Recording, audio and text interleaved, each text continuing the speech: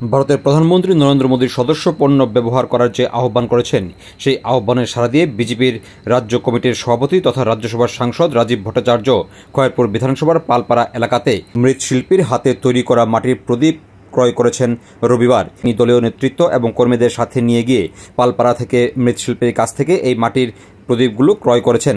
পাশাপাশি তিনি রাজ্যের আপামর জনগণের কাছে আহ্বান করেছেন প্রত্যেকে স্থানীয় শিল্পীদের কাছ থেকে এ ধরনের মাটির প্রদীপ কেনার পাশাপাশি স্থানীয় শিল্পীদের তৈরি বিভিন্ন সামগ্রী কিনে ব্যবহার করার জন্য।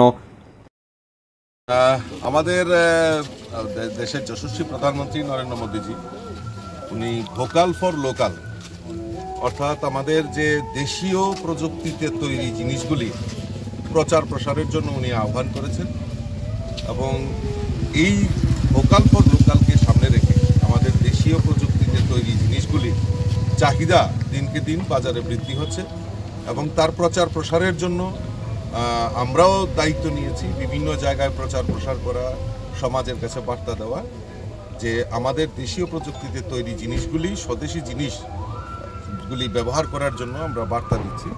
আজকে আমরা আমাদের নন্দননগরে আমাদের যে মৃৎশিল্পীরা রয়েছে, যে আমাদের আলুর উৎসব দীপাবলি উৎসব, এই দীপাবলি উৎসবে আমরা সবাই মাটির তৈরি যে প্রদীপ, সেই প্রদীপ ব্যবহারের জন্য আমি আপামর জনসাধারণের কাছে আহ্বান রাখছি।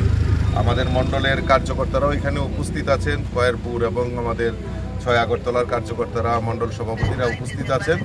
প্রত্যেকের মধ্যে এই জাগরণ তৈরি করা যে আগামী দিন আমরা এই ভোকাল ফর লোকাল আর হর ঘর স্বদেশী সেই নারাকে সামনে রেখে আমরা আজকে সবাই সমবেত হয়েছি। আর সকলের কাছে আবেদন রাখবো যে আলুর উৎসব দীপাবলি উৎসব, এই উৎসবে মাটির তৈরি যে আমাদের প্রদীপ সেটা ব্যবহার করার জন্য আমি সকলের কাছে আবেদন রাখছি। আজকের এই শুভ দীপাবলি উপলক্ষে আমি আপনাদের মাধ্যমে সকলকে আন্তরিকভাবে অভিনন্দন এবং শুভেচ্ছা জানাচ্ছি।